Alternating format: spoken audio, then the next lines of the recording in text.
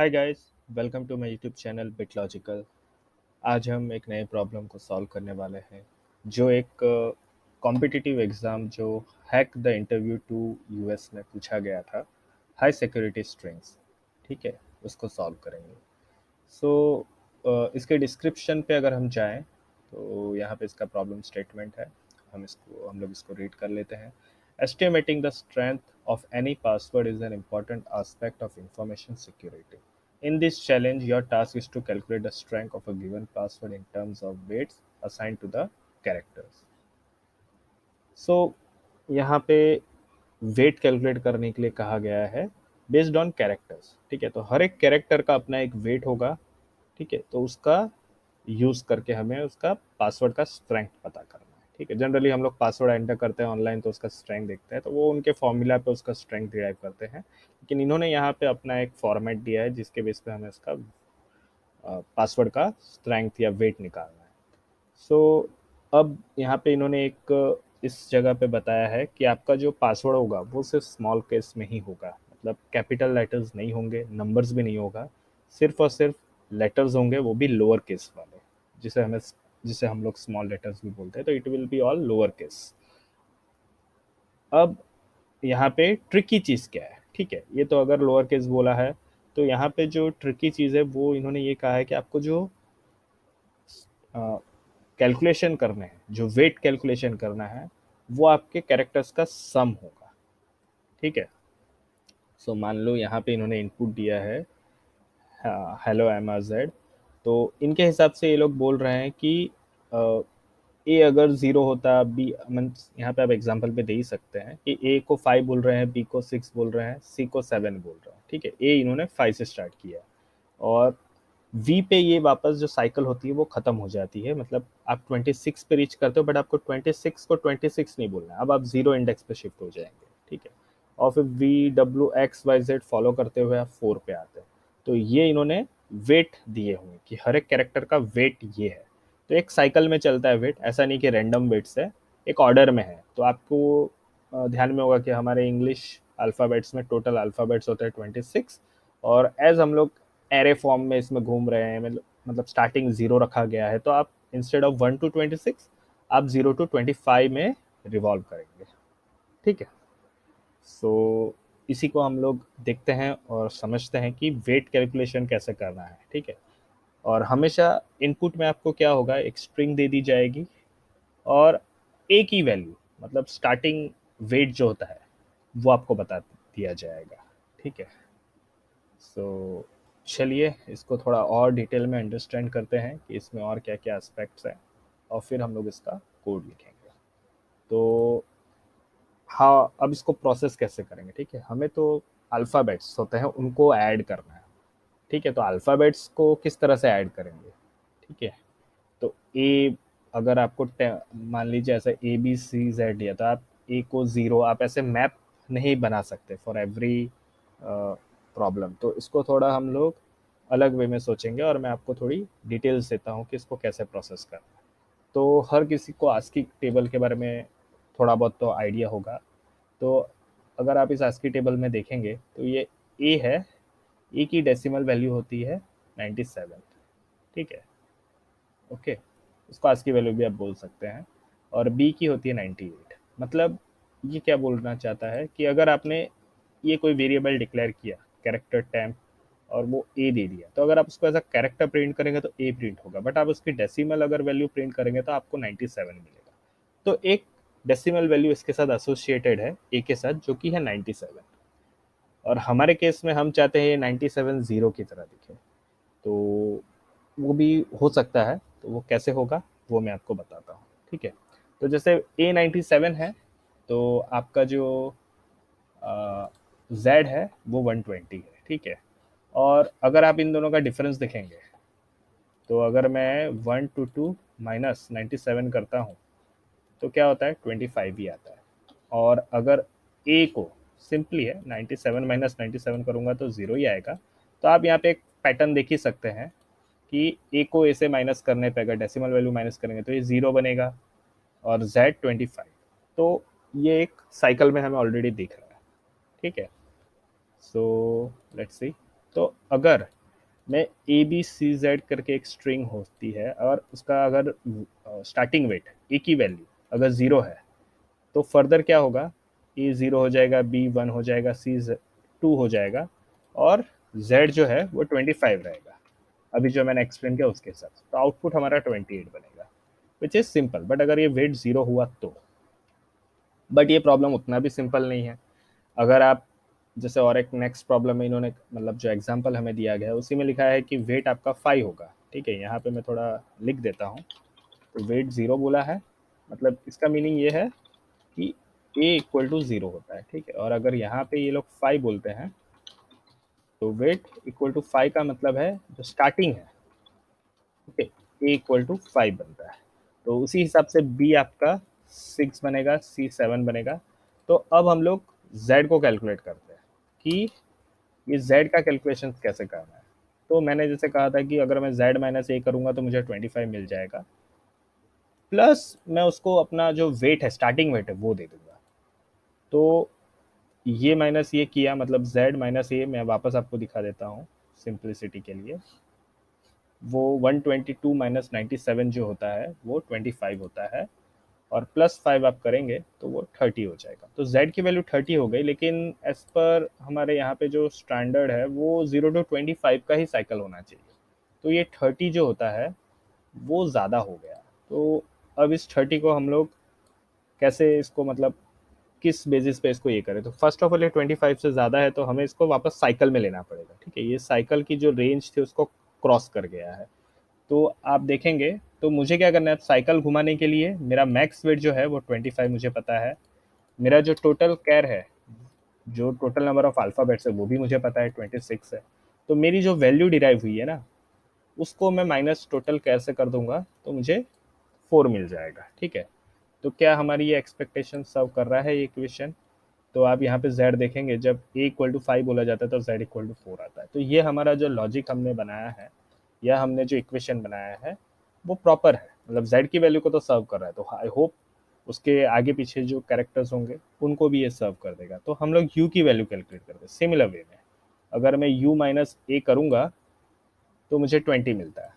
ठीक है, ये आप इस आस्की टेबल से आप खुद भी सर्च करके मतलब कैलकुलेशंस कर सकते हैं, तो आपको आइडिया आ जाएगा। यू मतलब हो गया 117 माइनस 97, तो आपको 20 मिलेगा। ठीक है, सो 20 प्लस 5, 5 क्यों, ये मेरा वेट था, स्टार्टिंग वेट, मैं वो ऐड कर रहा हूँ, मुझे 25 मिल गया। तो क्या ये सही है इक्वेशन। तो आप देखेंगे यू इक्वल टू 25 होता है।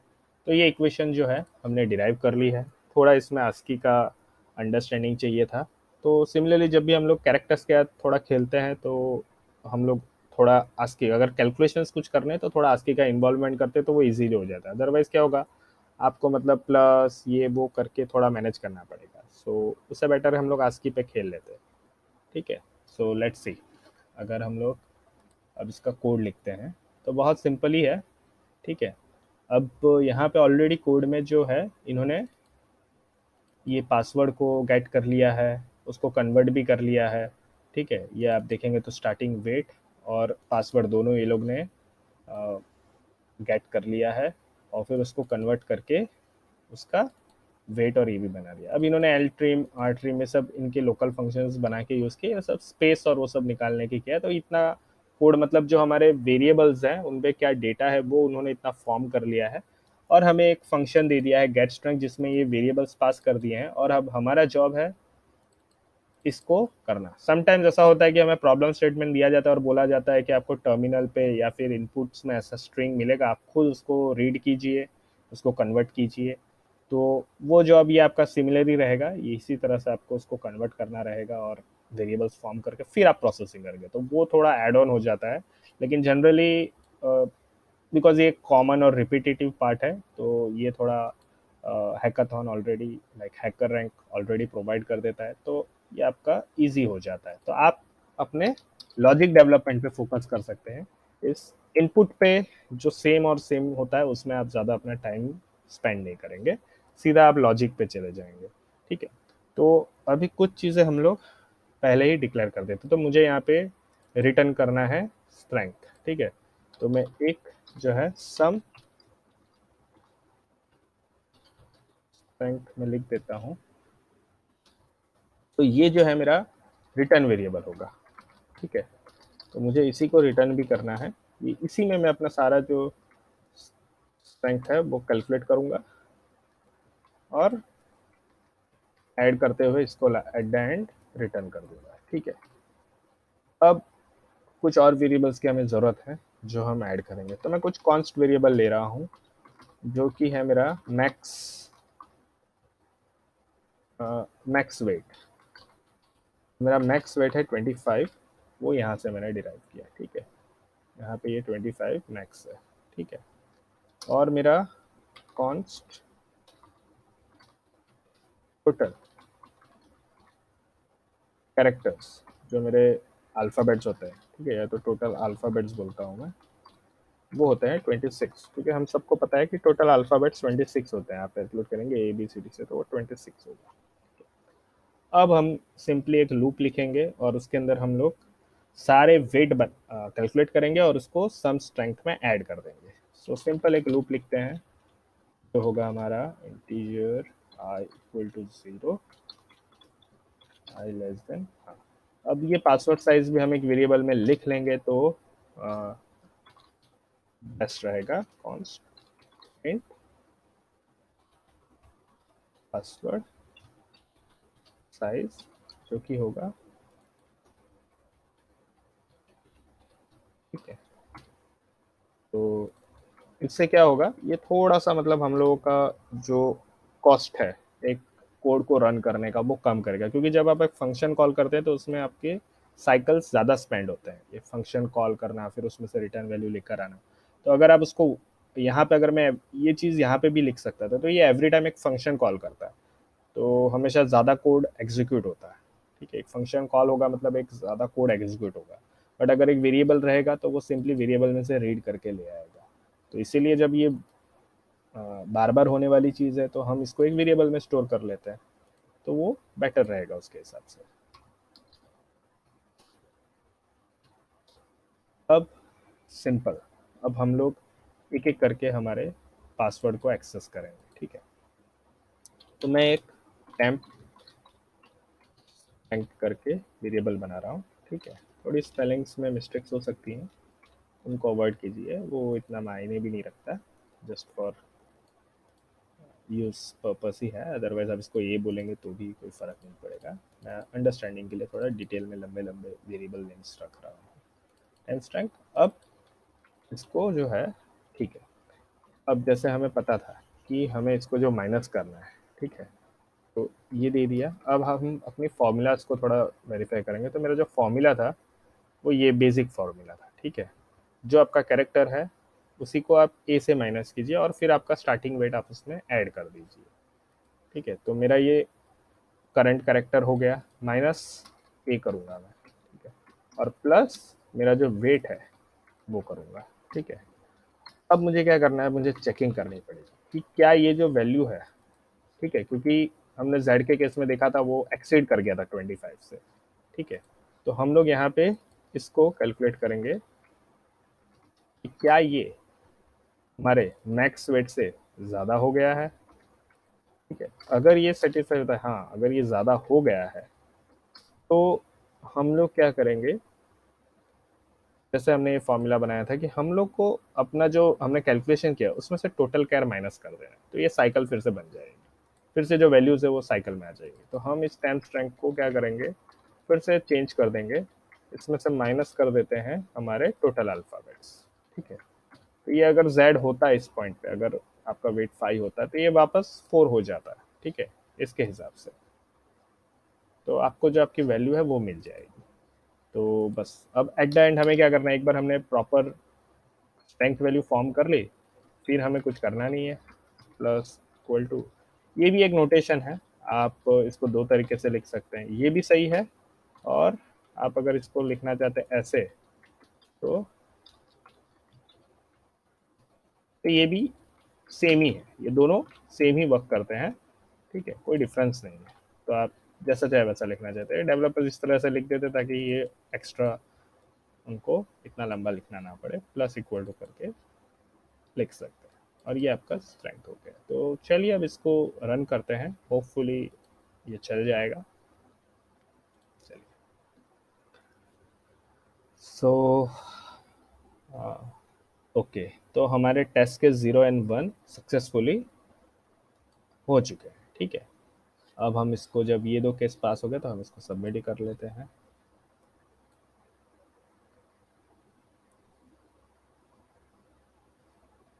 ओके, सो सारे हमारे टेस्ट केस पास हो गए हैं।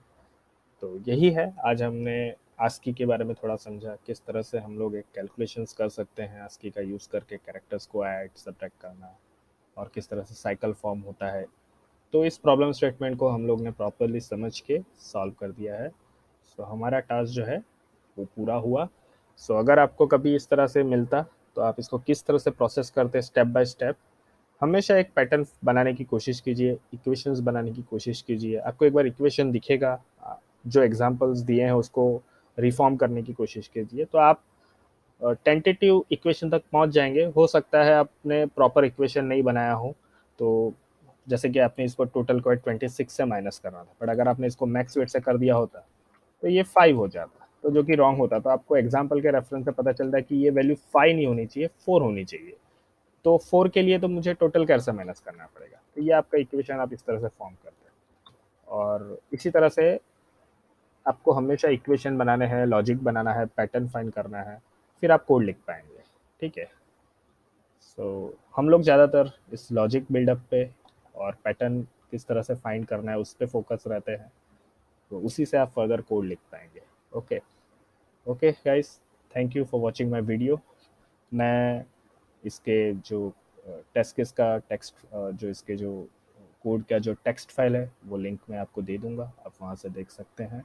ठीक है, okay, bye guys and subscribe my channel.